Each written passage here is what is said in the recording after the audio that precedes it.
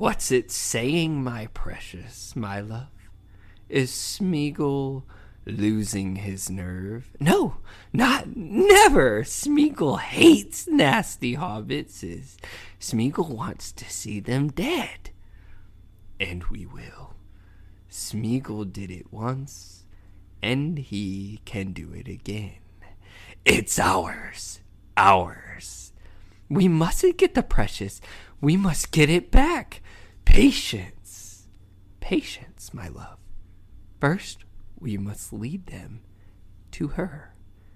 We lead them to the winding stair? Yes, stairs, and then up.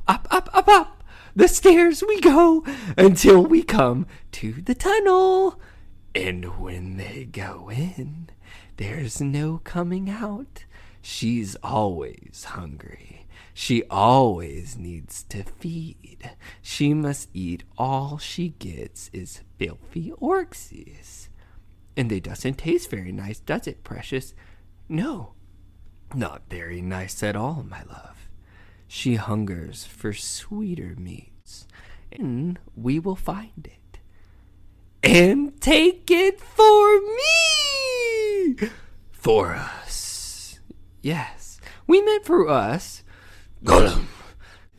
He caught him red-handed about it didn't make sense to me. Like, he literally heard him say those things, and Frodo's just like, oh nah. Like, they just let the whole situation, like they let it go. They can't let it go. He said, well, once the hobbits are dead, I'm going to take the ring back. And like he said, you keep it for me. Like they had the little battle argument, and Sam just was like, okay, I guess, whatever, Mr. Frodo says. But Sam is a little bitch, man. Like, he just does whatever Frodo says. Just, sorry to interrupt you, side note. No, like, that's pretty much it. It's just, I don't know. I don't find it very believable that you overhear someone. Like if me and you were going on a fucking camping trip, and there's this damn creature that can talk, and then I overhear it being like, hey, I'm going to kill them when they're not paying attention. I'm going to be like, yo, Chase, like, he just said that. And he'd be like, no, he didn't. I'm like, no, motherfucker, you did. Like, I heard it. Like, I just heard it with my own ears. Like, he had a whole little episode and you missed it. I'm telling you what he said. Like, I would not let that shit go, because I'm like, all right, well, then you're going by yourself, because I ain't going to sit here and get killed by this motherfucker because you don't want to listen.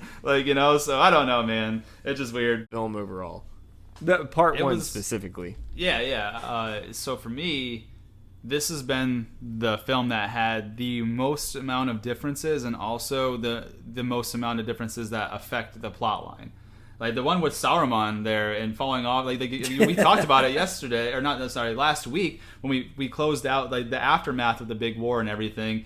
You know, the hobbits go back to the Shire, and they still have to get rid of Saruman there, who kind of took over everything.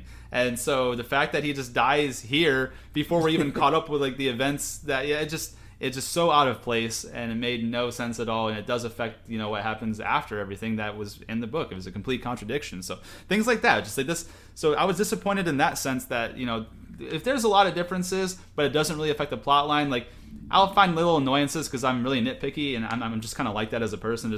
I want things to line up as accurately as possible. I know there's going to be changes, and that's fine, but like don't do things that negatively affect the plot of the story, to me. Especially, you know, you call the movie is called The Lord of the Rings: The Return of the King, and the book is called The Lord of the Rings: The Return of the King. You're supposed to be you know, based off of the novel, so I know it's not going to be perfect, but there's just some things in there that, like you said, you know, it was too different for me to really be able to look past it. And so for me, so far, this has been my least favorite of all the films we've covered so far. You know, part 1, part 2 of Fellowship, part 1, part 2 Two Towers. This so far, part 1 of Return of the King, has been my least favorite of the film. Yeah, I gotta agree, man. I gotta agree. Mathematically, I just don't know what the odds are that a big ass heavy crystal ball stays in your cloak as you fall down. I called it 50 feet. You said that shit was like 3 stories. Dude, that shit was like 20 stories. That was for sure at least 150 feet in the air. At least. Like, could be more. Like, I just don't know who was in charge of that scene, because I would have even looked at that in the cutting room floor and been like, this just doesn't make, like, it's cool looking at this, just doesn't make any sense. I got the bridge mill like stabbed him. I don't know, man. This was, I have to say, yeah, this was bad. This So was my I least just did favorite. some quick research while we were talking here, and the Tower of Orthanc is said to be 500 feet tall. 500 feet. So this guy fell 500 feet, but that Palantir stood right where it was supposed to be in his sleeve, all 500 foot of that drop. So just wanted to throw that out there. I don't know. I mean, this what I like the movie. Like, if I looked at it like its own thing, like if I didn't look at it as Lord of the Rings, I would probably enjoy it. I enjoyed it as a kid watching it in theaters because I wasn't thinking about this stuff. But this was truly my least favorite of all the films, Lord of the Rings, we watched. On a scale of 1 to 10, where would you put this part 1? For me, I would give this, on a scale of 1 to 10, part 1 of The Return of the King, the extended edition, I would give it 7.1 out of 10. That's pretty rough. That's just passing, though. It's still passed. I would give it... It had some cool moments, though. Like, it had some cool visuals. And I really liked the whole Nazgul thing. I thought it was cool. And Gollum, with his crumbs. That was pretty tricksy. I like that one. That was a pretty tricksy move. I'm going to give it 7.9. I'm going to give it a 7.9. I think that's fair.